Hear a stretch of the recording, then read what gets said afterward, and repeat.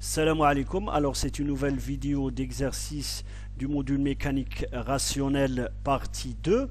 Aujourd'hui on commencera par traiter les exercices de la série numéro 1 du module.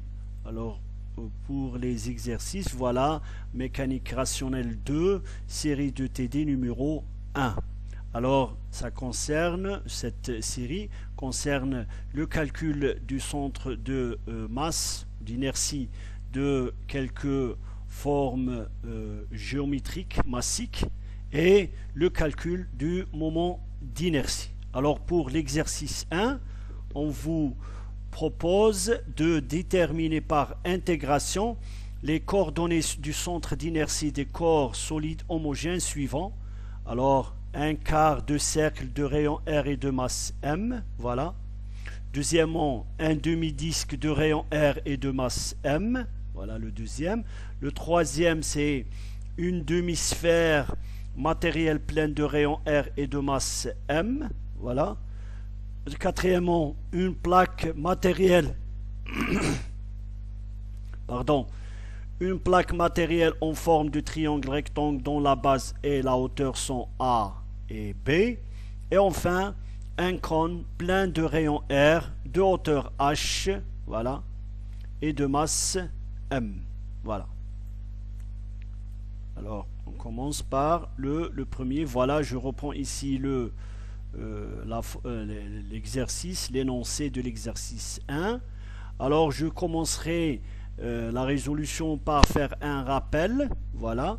Alors, on appelle centre d'inertie ou d'une façon générale centroïde d'un système matériel S, le point G, voilà, le centre de masse G, défini par la relation, voilà, l'intégrale sur l'ensemble, la totalité des points qui appartiennent au solide S, du vecteur GP, c'est-à-dire tous les vecteurs qui partent de G vers un point P quelconque de S, dm, alors dm c'est l'élément de masse autour du point G égale à 0.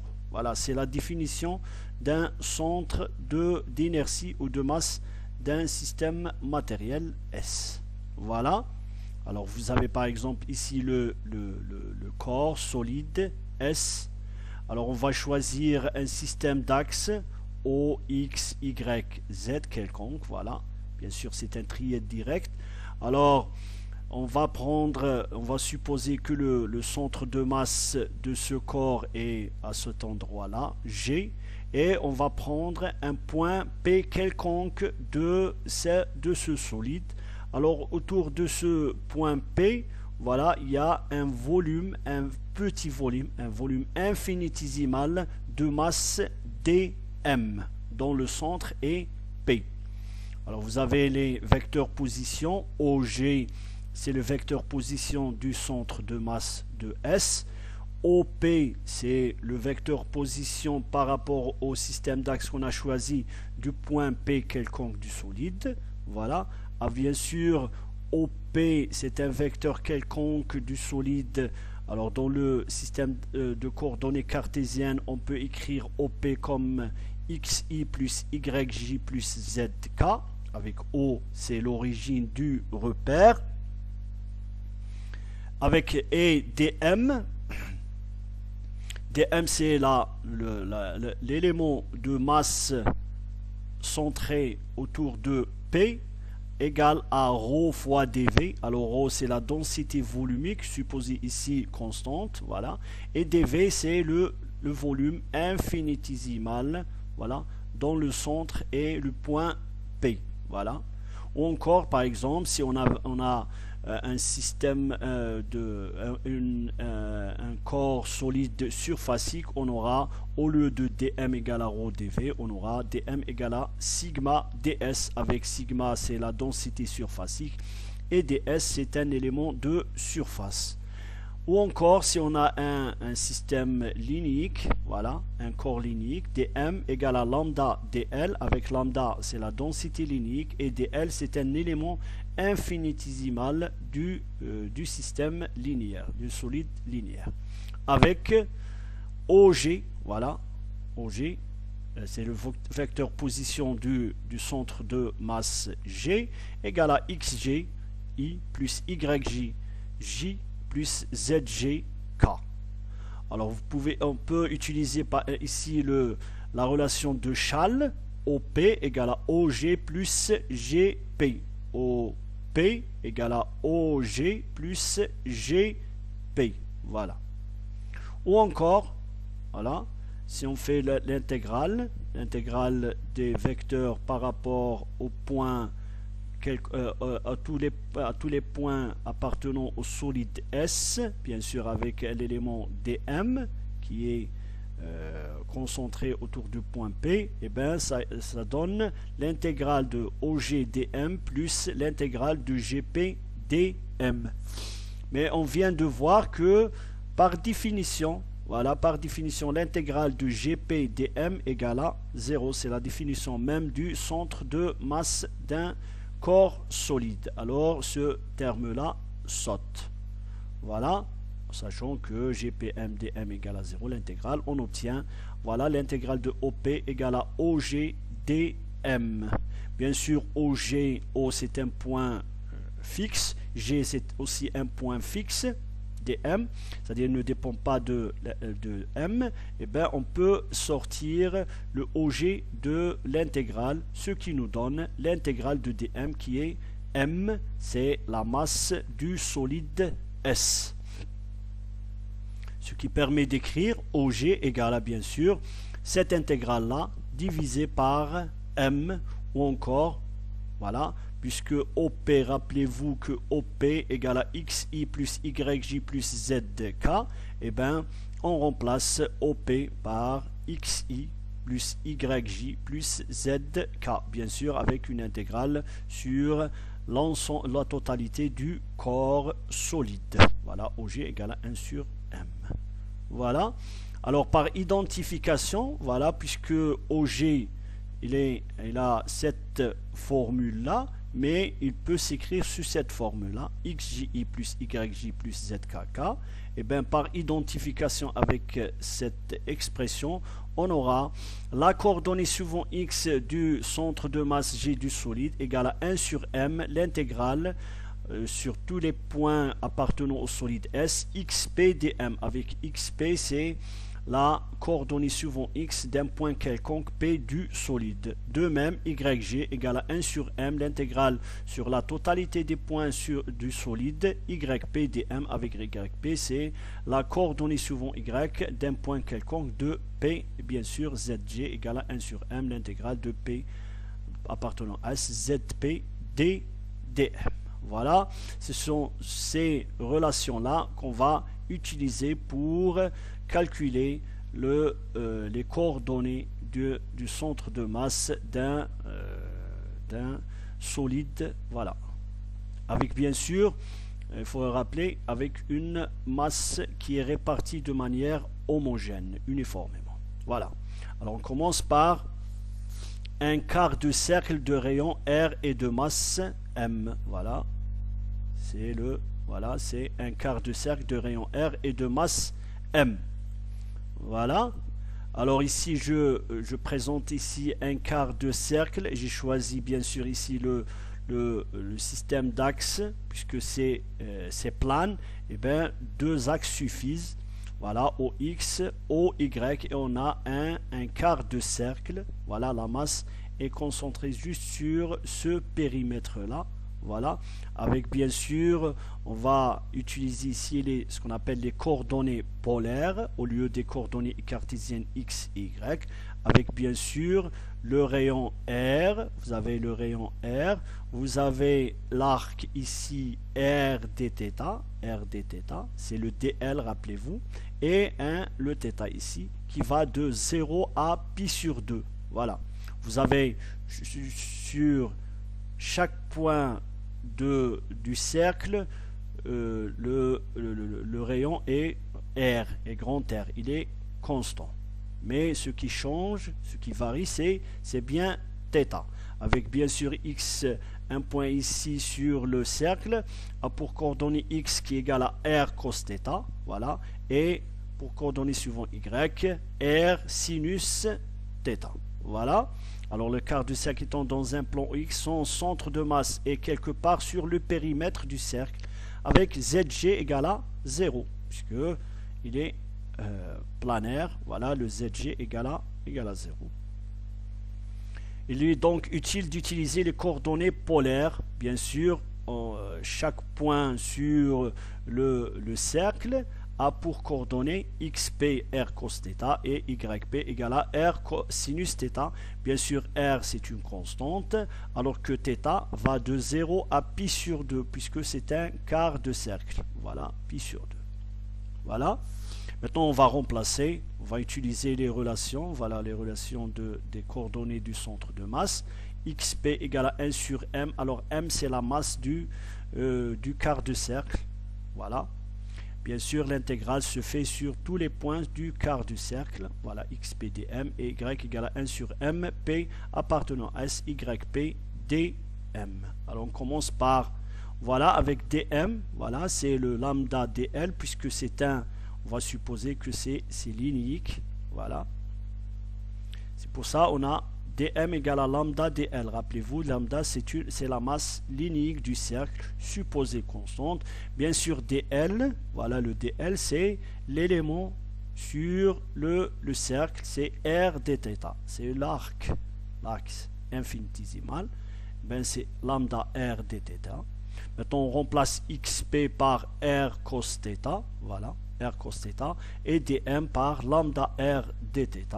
Bien sûr, r, lambda sont des constantes, on peut les faire sortir de l'intégrale. Il nous reste de faire l'intégrale de 0 à pi sur 2 cosinus θ dθ. Bien sûr, un calcul simple vous donne l'intégrale cosinus θ dθ de 0 à pi sur 2 qui est égal à 1, voilà.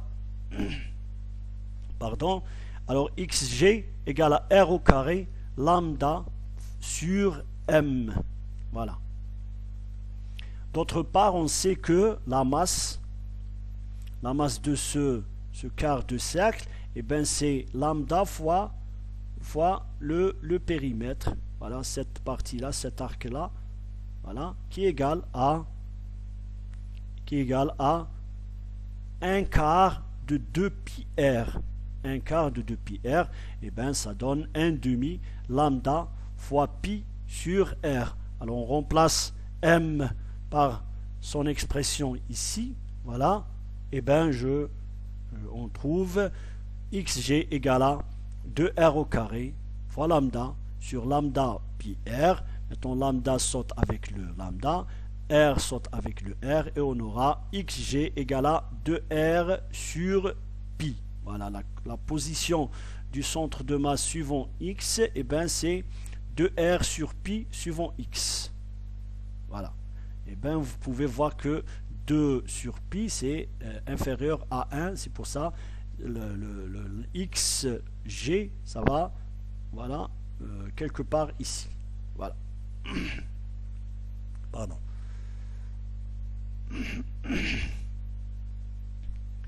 Maintenant, de même pour x, y, g, alors 1 sur m, bien sûr, yp dm l'intégrale, et ben je remplace yp par r sinus θ, bien sûr dm, je la remplace par lambda r dθ, je fais l'intégration de 0 à pi sur 2 sur θ, je fais sortir les constantes, voilà, sinus θ dθ égale à 1.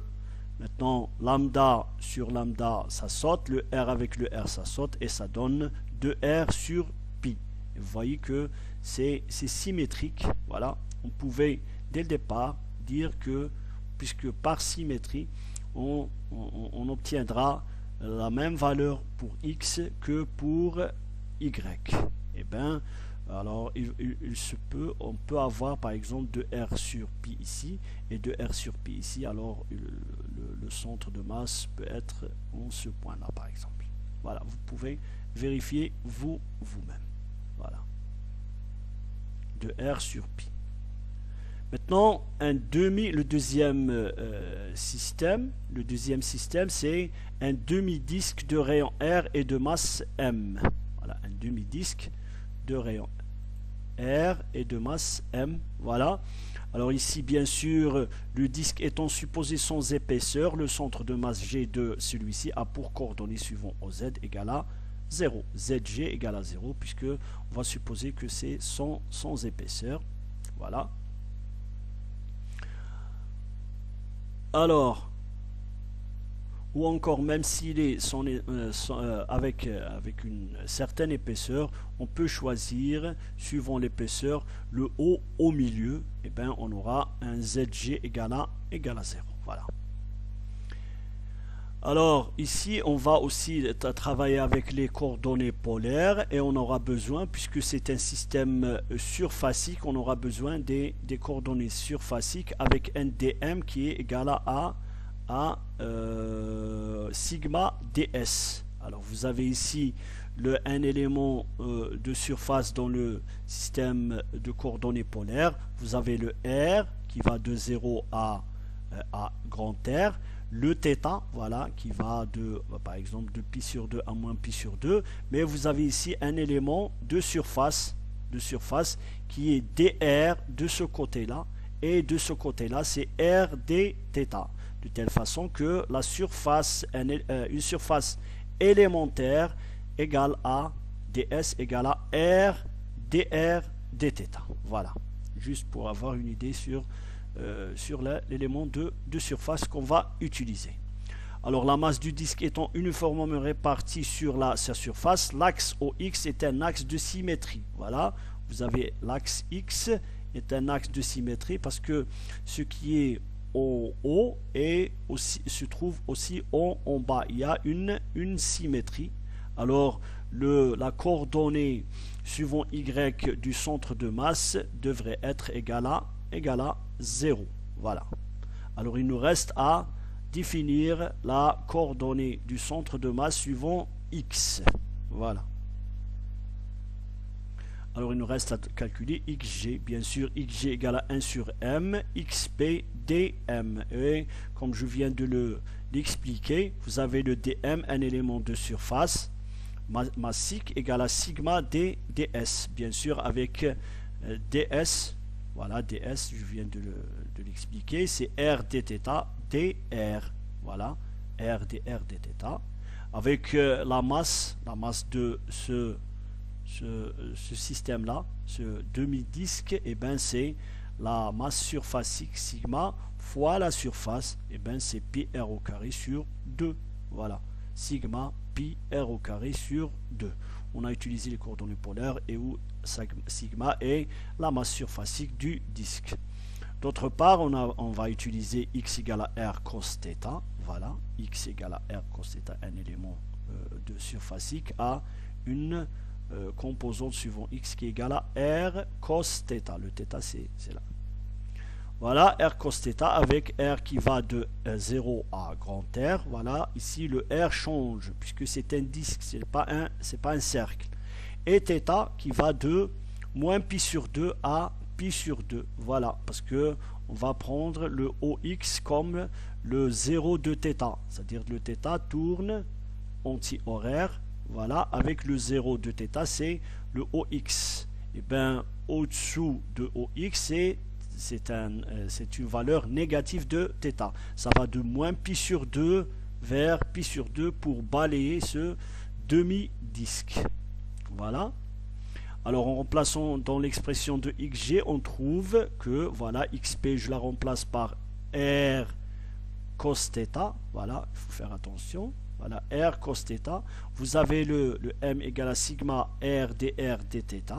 Et bien vous avez R au carré, vous avez le sigma, vous avez le M qui est égal à sigma pi R au carré sur 2, voilà, je remplace par son expression, sigma R au carré dr, et on a cos θ dθ qui va de moins pi sur 2 à pi sur 2, voilà. Alors l'intégration, bien sûr, vous avez le sigma ici, vous avez le sigma ici, vous avez l'intégration de R au carré dr au carré, c'est R puissance 3 sur 3, ça va de 0 à R, et le cosinus θ c'est sinus θ qui va de moins pi sur 2 à pi sur 2. Vous avez ici l'intégrale c'est égal à 2 pour le θ. Vous avez pour le r puissance 3 sur 3 c'est r grand R puissance 3 sur 3, voilà, fois 2.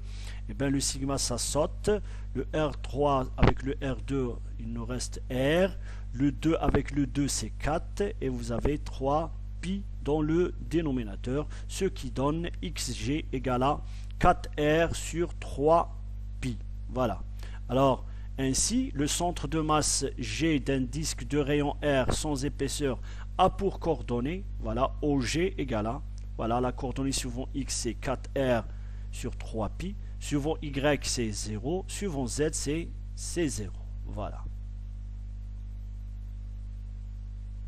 Maintenant, le troisième système solide, c'est voilà, une demi-sphère matérielle pleine de rayons R et de masse grand M. Voilà, vous avez une sphère et on va choisir le système d'axe qui convient. Voilà, le O est au centre de la base. Voilà, O, X, Y, Z. C'est un trièdre direct avec un rayon R. Alors l'axe OX étant l'axe de révolution de la demi-sphère, le centre de masse de celle-ci est sur cet axe, d'où XG égale à 0 et YG égale à 0. Alors un axe de révolution, un axe de symétrie, c'est-à-dire que si vous tournez, vous fermez les yeux et que vous tournez ce système, c'est-à-dire cette demi-sphère autour de l'axe Z, et vous ouvrez après vos yeux, et bien vous ne remarquez aucune différence. Voilà, c'est pour ça on a le système OZ qui est un système de révolution, un système de symétrie par rapport à cette demi-sphère. Voilà, c'est pour ça, voilà, vous avez XG égale à 0, c'est-à-dire il est suivant X, suivant X il est en 0, suivant Y il est aussi en 0. Voilà, maintenant il nous reste à définir la position de la coordonnée suivant Z de G. Voilà, j'espère que vous avez saisi cette démonstration, voilà, cette procédure pour alléger les calculs. Sinon, si vous n'êtes pas convaincu, vous pouvez faire le calcul et vous allez trouver que XG égale à 0, YG égale à 0. Alors, en ce qui nous concerne, on va calculer juste la coordonnée suivant Z de G. Bien sûr, ZG a pour expression 1 sur M, l'intégrale, sur tous les points du solide, ZP, dm. Bien sûr, dans ce cas-là, il est convenable d'utiliser les coordonnées sphériques. Voilà. Alors pour les coordonnées sphériques, on n'a pas besoin de rappeler X et Y, parce qu'on n'en a pas besoin. On a besoin juste de rappeler l'expression de Z, voilà, dans le système de coordonnées sphériques, qui est R cos θ. Avec R, c'est voilà, R c'est le rayon d'un point par rapport, c'est la distance d'un point quelconque sur la demi-sphère par rapport à O, et θ, voilà, θ c'est ce qu'on appelle la latitude, c'est un θ, rappelez-vous dans les coordonnées sphériques, ben le θ, le 0 de θ c'est l'axe OZ, et ça va, voilà, ça tourne vers l'axe suivant OZ, mais dans le sens inverse, c'est-à-dire dans les coordonnées sphériques, la latitude ça va de 0 à pi, voilà, alors que ici on a une demi-sphère, c'est que le θ ça va de 0 à pi sur 2, voilà. Il y a aussi la longitude c'est autour de l'axe, une rotation autour de l'axe OZ, et ça va, le 0 de la longitude phi c'est OX, et ça tourne dans ce sens là, voilà, d'un angle de pi, voilà. Alors vous avez avec R, ça va de 0 à grand R, bien sûr, et θ, ça va de 0 à pi sur 2. Maintenant, dm égale à ρ dv, ρ c'est la masse volumique, et dv, un élément de volume dans le système de coordonnées sphériques, et bien c'est r au carré dr sinus θ dθ dφ. Bien sûr, je viens d'expliquer c'est quoi r, c'est quoi θ et c'est quoi phi. R est la masse volumique de la demi-sphère et sa masse. Bien sûr, la masse d'une demi-sphère, et ben c'est ρ fois le volume d'une demi-sphère. C'est le volume d'une sphère, c'est 4 sur 3. Et ben le demi, c'est 2 sur 3 pi r puissance 3. Voilà, je remplace 1 par son expression. Zp, voilà, vous avez Zp qui est égal à R cos θ. Il y a aussi le sinus θ de l'élément de volume, voilà, avec θ qui va de 0 à pi sur 2 et phi qui va de 0 à 2 pi. Voilà, alors un calcul simple vous donne, alors le ρ avec le ρ ça saute, le R puissance 3 ça donne grand R puissance 4 sur 4. Cette intégrale, c'est facile à calculer, ça donne 1 demi, et l'intégrale de dφ de 0 à 2π donne 2π. Tout calcul fait, on aura Zg égale à 3R sur 8. C'est-à-dire que le centre de masse d'une demi-sphère matérielle pleine de rayons R a pour coordonnées, ben, suivant X, c'est la coordonnée elle est égale à 0, suivant Y, c'est égal à 0, et suivant Z, c'est 3R sur 8. C'est-à-dire, normalement, le centre de masse est au-dessous du milieu de R suivant OZ. Parce que c'est 3R sur 8. C'est au-dessous du milieu. Voilà. Voilà, c'est pour une demi-sphère matérielle pleine de rayons R et de masse M. Maintenant, voilà, on passe au quatrième système, une plaque matérielle en forme de triangle rectangle dont la base et la hauteur sont A et B. Et on a choisi ce système d'axe, OX, Y. Voilà. Alors, vous avez, la plaque étant sans épaisseur, la coordonnée suivant OZ du centre de masse G et ZG égale à 0. Je rappelle ici que vous pouvez aussi avoir un ZG égale à 0 si vous choisissez, voilà, le centre au milieu de l'épaisseur. Vous aurez aussi ZG égale à 0. Voilà. Alors d'autre part, on a bien sûr XG et YG. Voilà. Bien sûr, ici, il n'y a pas de symétrie. On ne peut pas, c'est-à-dire prédire les valeurs ou bien sûr ou encore trouver sans calcul les valeurs de XG et YG. Il faudra les calculer. Voilà. Il n'y a pas de symétrie ici. Voilà, avec dm, bien sûr, ici on va utiliser les coordonnées cartésiennes, de telle façon que dm égale à sigma, alors sigma c'est la masse surfacique de la plaque, dx, dy c'est un élément de surface, voilà, dans le système d'axe de coordonnées cartésiennes OX, Y. Bien sûr, la masse de cette plaque, c'est A fois B sur 2 fois sigma, voilà, A fois B sur 2 fois sigma. Alors je remplace 1 par son expression, j'aurai sigma AB sur 2. Bien sûr, XP, voilà, XP c'est X, bien sûr, X, dm, voilà, X ça va de 0 à A. Mais il faut faire attention, on ne va pas faire l'erreur de faire l'intégrale de 0 à B. Sinon, si on fait l'intégrale de 0 à B, on aura à intégrer sur un rectangle et non pas un triangle. C'est pour ça, voilà, on va laisser la coordonnée x, c'est-à-dire dérouler de 0 à A, voilà, dérouler de 0 à A, mais le y à chaque fois, voilà, le y va de 0 à un point qui correspond à x, voilà, l'intégration se fait, voilà, suivant, c'est-à-dire que la borne supérieure de l'intégrale suivant y change avec x et change selon une droite, voilà, qui est égale à b sur a x, avec b sur a, c'est la pente de cette droite. Et bien, c'est pour ça on fait l'intégration suivant y de 0 à b B sur A, X. Voilà. Maintenant, l'intégration suivant Y, ça donne B sur A, X. Voilà, avec X, et bien X fois X, ça donne X au carré. Le B, ça va sauter avec le B. Le A, on aura A au carré. Le sigma saute avec le sigma. On aura 2 sur A au carré. Bien sûr, x puissance 2, l'intégrale c'est x puissance 3 sur 3 avec les bornes de 0 à A. Et on aura en fin de compte xg, voilà la coordonnée du centre de masse suivant x, égale à 2a sur 3. Voilà, 2a sur 3. 2a sur 3, c'est peut-être, c'est ici. Voilà, 2a sur 3. Maintenant, pour le y, eh ben, c'est la même chose.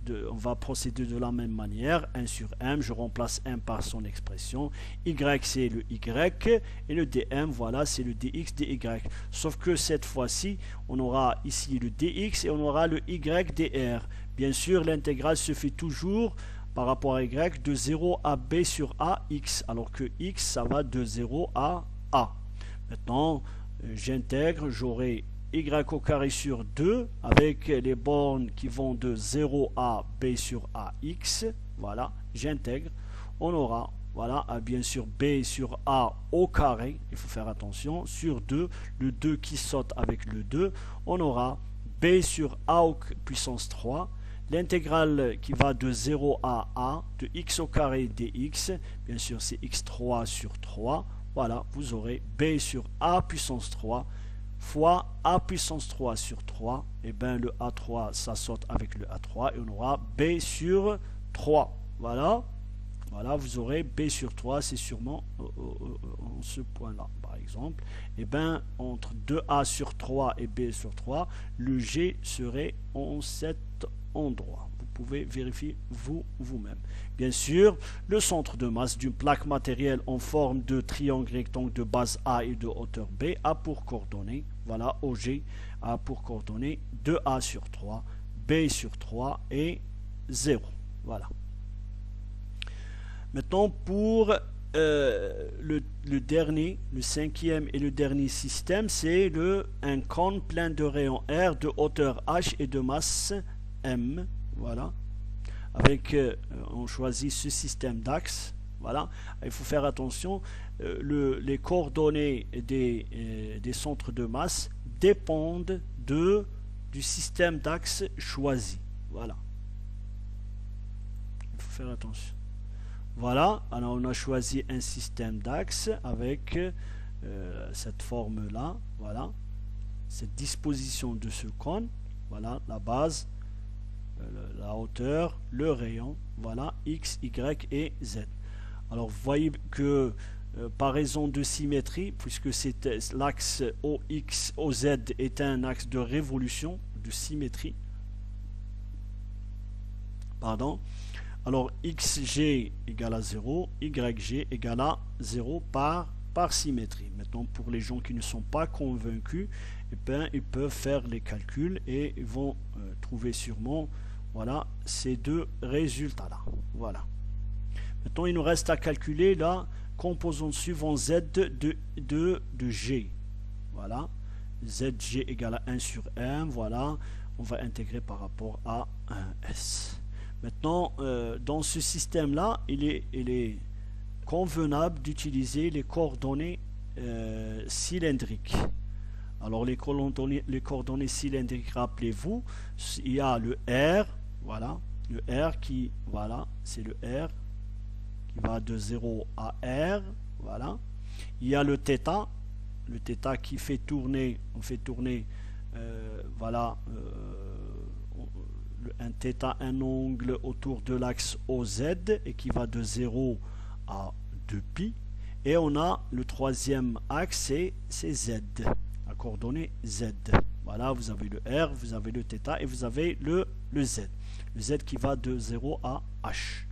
Bien sûr, la masse d'un cône, voilà, égale à ρ fois 1/3 du cylindre, voilà, qui contient le cône. Voilà, un cylindre qui contient le cône a une base de πr au carré fois la hauteur h. et bien ce cône, le volume de ce cône égale le 1 tiers de ce cylindre. Le 1 tiers. Voilà, vous avez ρ 1 sur 3 pi r au carré h. Pi r au carré h, c'est le volume du cylindre. La coordonnée z du centre de masse s'écrit donc, voilà, je remplace 1 par son expression là, voilà. Je remplace, alors il y a le ρ ici, voilà, j'ai oublié le ρ, mais voilà, avec z, voilà z, voilà, c'est une coordonnée des coordonnées cylindriques, z, ρ, r, dr, dθ, dz. Bien sûr, ça manque un ρ ici dans le dénominateur.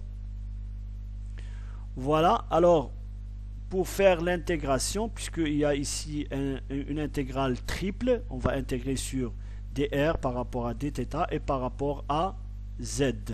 Alors pour z, ça va de 0 à h, de θ, ça va de 0 à pi sur 2, mais pour r, il faut faire attention, voilà, le r, voilà, on va dérouler le z, qui va de 0 à h, mais à chaque fois que z change, et bien le r change. Vous voyez que pour z égale à 0, et bien on aura r égale à 0.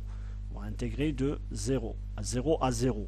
Maintenant pour z égale à h, et bien vous avez r qui va de 0 à grand R. Voilà, vous voyez ici les coordonnées cylindriques, θ, r et z. Alors, il faut trouver une relation entre r et z.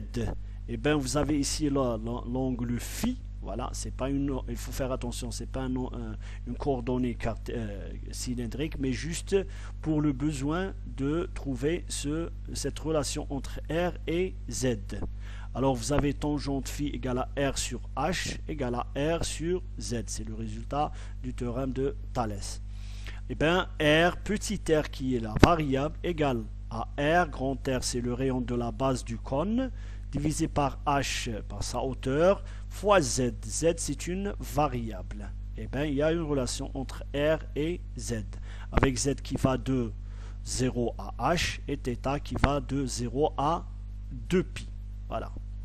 Maintenant, ZG égale à, bien sûr, 3 sur ρ, voilà, j'ai corrigé ici, ρ pi r au carré sur h, c'est la masse, z ρ r dr dθ dz, et bien là, l'angle, on va dérouler le z de 0 à h, mais en même temps, le r, voilà, change, l'intégrale sur r change de borne. Le 0, il y a toujours le 0, mais ça va vers r sur h, z, r, dr, dz. Bien sûr, le θ, voilà, le r ne dépend pas de θ, et bien ça va de 0 à 2π dθ. Voilà. Alors vous avez ici 2π, voilà.